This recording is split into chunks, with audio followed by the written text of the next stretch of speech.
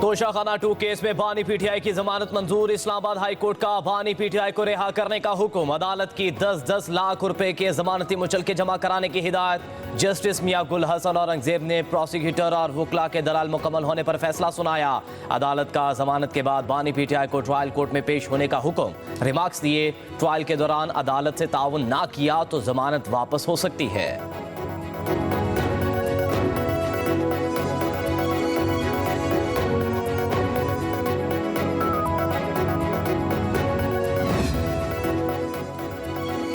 पिछली हुकूमत तोशाखाना की तफसीलात नहीं बताती थी। हम पूछते थे तो तोशाखाना की तफसीलात छुपाई जाती थी। तोशाखाना 2 केस में जस्टिस मियां गुल हसन औरंगजेब के रिमार्क्स। कहा, हाई कोर्ट में साबिक हुकूमत का मौक़िफ़ था, तोशाखाना का किसी को पता नहीं होना चाहिए। FIA प्रोसिक्यूटर ने कहा, अदालत जो भी फैसला करे लेकिन मीडिया में पहले से जमानत हो जाएगी। जस्टिस मियां गुल हसन औरंगजेब ने रिमार्क्स दिए, क्या मैं सहाफ़ियों को कमरा अदालत से निकाल दूं? अगर मीडिया सनसनी नहीं फैलाएगा तो इनका कारोबार कैसे चलेगा? अदालत ने इस्तफसार किया, ज्वेलरी सेट का तखमीना कैसे लगाया गया? चालान में रसीद बुशरा बीबी के है या बानी पीटीआई की? इस्लामाबाद पुलिस ने क्या मुकदमा बनाया? बैरिस्टर सलमान सफदर ने कहा, चालान में रसीद बुशरा बीबी का नाम है। जस्टिस मियां गुल हसन औरंगजेब ने पूछा, बानी पीटीआई को कैसे फायदा हुआ? FIA के तफ्तीशी अफसर ने बताया, जब बीवी को फायदा मिला तो शोहर का भी फायदा हुआ। जस्टिस गुल हसन औरंगजेब ने जवाब दिया, मेरी बीवी की चीजें मेरी नहीं है, हम पता नहीं किस दुनिया में है।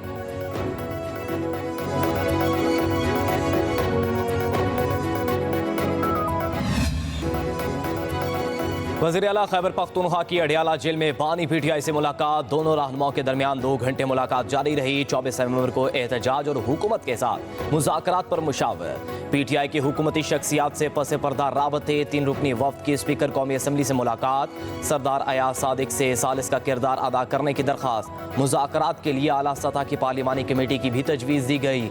स्पीकर अयाज सादिक ने कहा, आप पहले अपनी क़यादत से इजाज़त ले लें, हम पार्लियामेंट के फोरम से बातचीत पर तैयार हैं। वज़ीर आला अली मीन गंडापुर ने भी पार्टी के सीनियर रहनुमाओं को एपेक्स कमेटी के फैसलों से आगाह किया।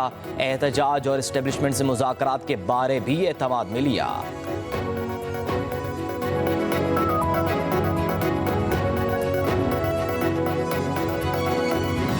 का एहतजाज जमान पाक और बनी गाला की लड़ाई है। ये घर में भावज और नंद की लड़ाई है। ये घर का फसाद जहाद बना दिया। आपको रिहा हुकूमत ने करना है, आपको रिहा किसी अदारे ने करना है। ये किस किस्म का एटीट्यूड है कि अगर आपने मुझे रिहा ना किया तो गंडापुर साहब यलगार करते हुए, हमला करते हुए खैबर पख्तूनख्वा से पंजाब पर हमला कर। मुल्क इस वक्त एहतजाज का मुतहम्मिल नहीं हो सकता। आपने एहतजाज करना है, धरना देना है तो अपने सूबे में दें। ये एहतजाज नंद और भाभी की लड़ाई है। पंजाब की सीनियर वजीर मरियम औरंगजेब की लाहौर में प्रेस कॉन्फ्रेंस। कहा, माशी तरक्की को सबोताज करने की कोशिश की जा रही है। 2014 में एक शख्स डी चौक पर हमलावर हुआ, तरक्की का अमल रोक दिया गया। साबिक PDM हुकूमत ने मुल्क को दिवालिया होने से बचाया है।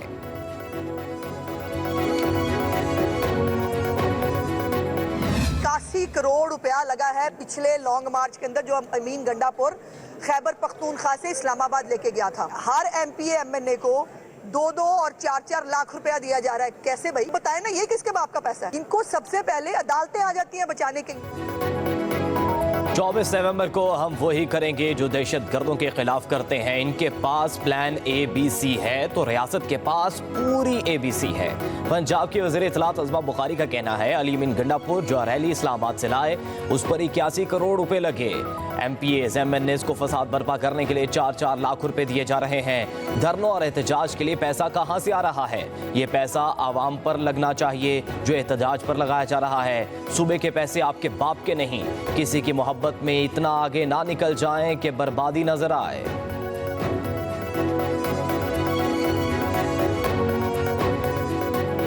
कुछ लोगों ने, वो बीमार ज़हन लोगों ने अपने मुफाद के लिए लोगों को वो गलत चीज़ हाथ में दे दिए। हमारे अभी भी कोशिश ये होगी कि वो चीज़ें लोगों के लिए बहाल हों, बच्चों के लिए बहाल हों। और बच्चों से मेरी गुजारिश होगी कि आपने फोकस करना है अपनी पढ़ाई में, अपनी तालीमात में, अपनी इंटरटेनमेंट पे आप करें फोकस। प्रोटेस्ट करने का मकसद कतई नहीं है कि मैं रेडियो पाकिस्तान पेशावर की बिल्डिंग जला के प्रोटेस्ट करूं। प्रोटेस्ट करने का मकसद कतई नहीं है कि मैं PTV पे हमला करके प्रोटेस्ट करूं। प्रोटेस्ट करने का मकसद कतई नहीं है कि मैं पार्लियामेंट पे हमला करके प्रोटेस्ट करूं। एहतजाज की आड़ में अपने घरों को आग ना लगाएं। आप गन पॉइंट पर हुकूमतों को यरगमाल नहीं बना सकते। चंद लोग सियासत को आलूदा करते हैं। तलबा को सियासत में आना चाहिए। सिंध के सीनियर वजीर शर्जील इनाम मेमन की हैदराबाद में प्रेस कॉन्फ्रेंस। कहा, दुनिया नौजवानों के आइडिया से मसाइल हल कर रही है। नौजवान नस्ल की हौसला अफजाई जरूरत बन चुकी। नौजवान बड़े साइंटिस्ट बने, हम उन्हें पाकिस्तान का एलॉन मस्क बनाएंगे। मजीद बोले, मनशियात के खिलाफ हुकूमत सिंध ने जहाज शुरू कर रखा है। ये जहाज जारी रहेगा। कराची में गैर कानूनी बस अड्डे खत्म कर दिए गए। जमीनों पर कब्जे भी खत्म करवा रहे हैं।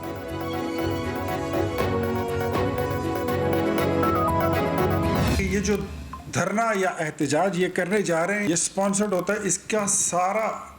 इसकी सारी फंडिंग और फाइनेंसिंग वहाँ से होती है। ये कहते हैं कि इलेक्शन 2024 को रिवर्स किया जाए। Is it possible? नो, कभी भी नहीं। ये हो ही नहीं सकता।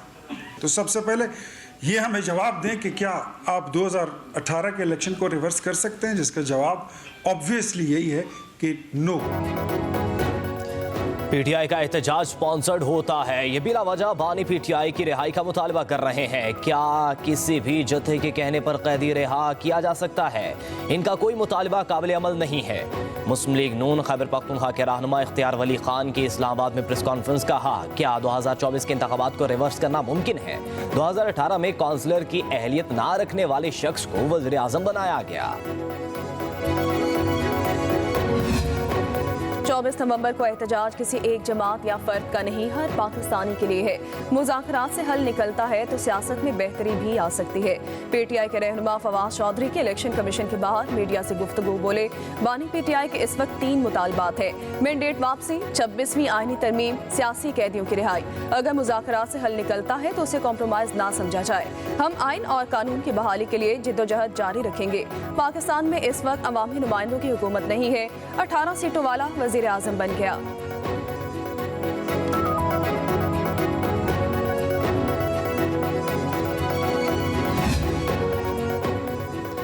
सियासतदानों ने कभी मुज़ाकरात के दरवाजे बंद नहीं किए। बातचीत होनी चाहिए। जितने बेगुनाहों को पकड़ा गया उन्हें रिहाई मिलनी चाहिए। साबिक वज़ीर दाखिला शेख रशीद अहमद का कहना है, फैसल वावडा ने एतराफ़ कर लिया कि बानी पीटीआई को अमरीका ने इक़्तिदार से निकलवाया। मजीद कहा, हमारे केस में कोई जान नहीं, वक्त ज़ाया किया जा रहा है।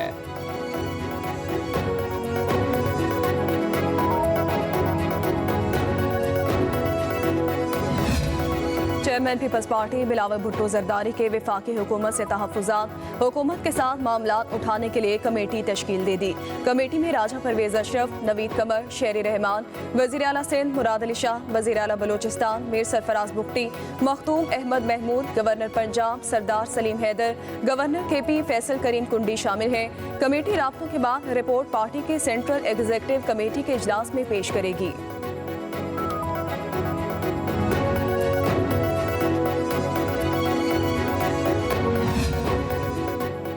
वज़ीर आला पंजाब मरियम नवाज से वज़ीर आला बलूचिस्तान सरफराज बुख्ती की मुलाकात। मुल्क की मजमूई सियासी सूरत हाल, बाहमी दिलचस्पी के अमूर और बैनुल सूबाई हम आहंगी के फ़रोग़ पर तबादला ख्याल।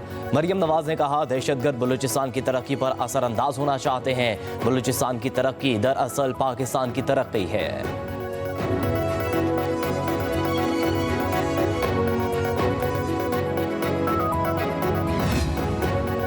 VPN को गैर शरई या नाजायज़ नहीं कहा। जारी करदा बयान में टाइपिंग की गलती हुई।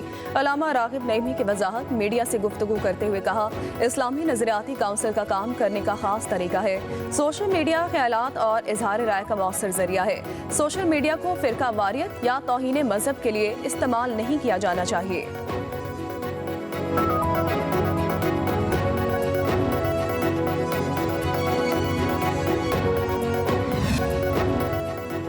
लाहौर हाई कोर्ट ने बानी पीटीआई के खिलाफ दर्ज मुकदमात में अबूरी जमानत की इस्तदा खारिज कर दी। वकील दरख्वास्त गुजार ने इस्तदा की कि बानी पीटीआई को तमाम मुकदमात में अबूरी जमानत फराहम की जाए।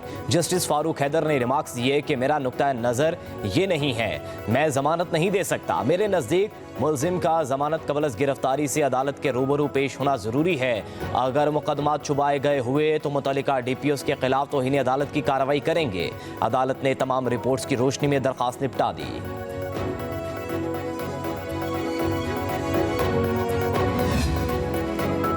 शाहीन इलेक्शन कमीशन केस में पीटीआई के रहनुमा फवाद चौधरी ने माफी मांग ली है। माफीनामा भी जमा करा दिया गया।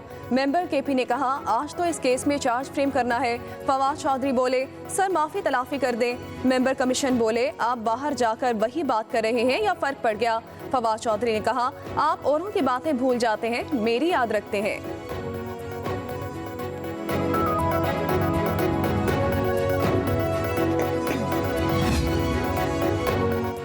कोई कहता है हमारी अदलिया का 120वां नंबर है, कोई कहता है 150वां नंबर है। पता नहीं ये नंबर कहां से आते हैं। हम आपको बराह रास्त सुन रहे हैं, इससे ज्यादा क्या रसाई चाहिए। आईनी अदालत के जज जस्टिस जमाल खान मंदुखिल के केस की समाअत के दौरान रिमार्क्स। साइलिन की सुप्रीम कोर्ट तक रसाई ना मिलने के हवाले से दायर दरख्वास्त खारिज। आईनी बेंच ने तमाम सरकारी ओहदेदारों को बरतरफ करने से मुतल्लिक दरख्वास्त भी मुस्तरद कर दी। जस्टिस जमाल खान मंदुखिल ने कहा, इसका क्या मतलब है, हम सदर, वज़ीर आज़म, स्पीकर और पार्लियामेंटेरियन सबको निकाल दें। आपने मुतल्लिका इदारों से क्यों नहीं रुजू किया। हवाओं का रुख बदलने से स्मोक में कमी। लाहौर और मुल्तान डिवीजन में स्कूल कॉलेजेस खुल गए। पंजाब भर में तालीमी सरगर्मियां बहाल। बागों का शहर आज भी दुनिया के आलूदा तरीन शहरों में तीसरे नंबर पर। एयर क्वालिटी इंडेक्स 224 रिकॉर्ड किया गया। रावलपिंडी में इंडेक्स 177, मुल्तान में 156 रिकॉर्ड हुआ।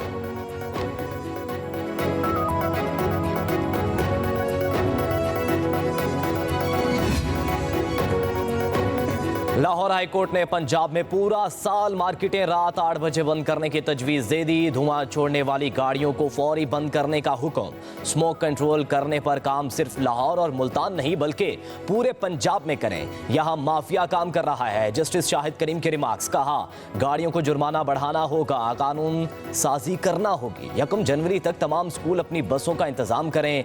अमल दरामद ना करने वाले स्कूल सील कर दिए जाएंगे। जिस जिले में फसलों की बाकियात को आग लगाई गई, वहां के डीसी को ट्रांसफर करें। लाहौर हाई कोर्ट की आलूदगी कंट्रोल करने के पंजाब हुकूमत के इकदामात की तारीफ। एडवोकेट जनरल पंजाब ने स्मोक कंट्रोल करने के इकदामात की रिपोर्ट अदालत में पेश कर दी।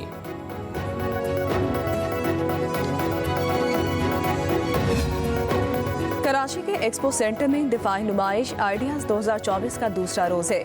दुनिया के 55 ममालिक के 303 गैर मुल्की शरीक। ईरान, इटली, यूक्रेन की दिफाई नुमाइश में पहली बार शिरकत। जंगजू त्यारे, रोबोट और दीगर साजो सामान की नुमाइश की गई। खवातीन के सेल्फ डिफेंस हथियार भी रखे गए। जदीद टेक्नोलॉजी से लैस दिफाई साजो सामान के दर्जनों स्टॉल्स शुरा की तवज्जो का मरकज बने हैं।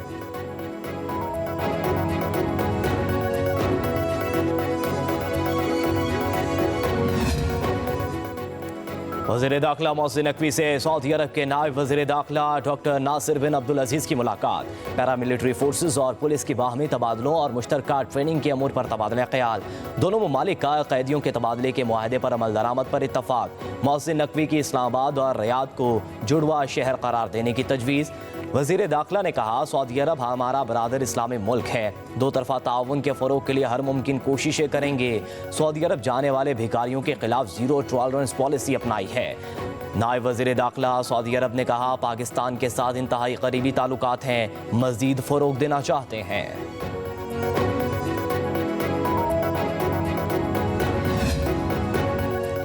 बच्चे हमारे मुस्तकबिल के मामार, कौम का सबसे कीमती असासा है। वज़ीर आज़म शहबाज शरीफ का आलमी यौम इत्तफ़ाल पर पैगाम। बच्चों के हुकूक, फलाह बहबूद और तरक्की के अज़म का अयादा। कहा, हम बिला तफरीक हर बच्चे के हुकूक के तहफ़्फ़ुज़ और तकमील को यकीनी बनाएंगे। वज़ीर आला पंजाब मरियम नवाज़ ने कहा, बच्चे अल्लाह ताला का ख़ास तोहफ़ा हैं। इनकी मुस्कुराहट से ज़्यादा खूबसूरत चीज़ दुनिया में कोई नहीं। बिलावल भुट्टो जरदारी ने कहा, हर बच्चे को मयारी तालीम, सेहत की सहूलियात और तरक्की के मौक़े फ़राहम करना हमारी अव्वलीन तरजीह है।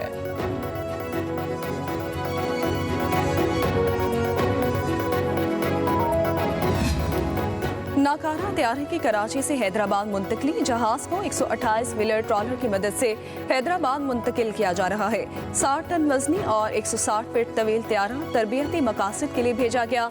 MD-83 त्यारा 25 दिसंबर 2011 से गैर फाल है।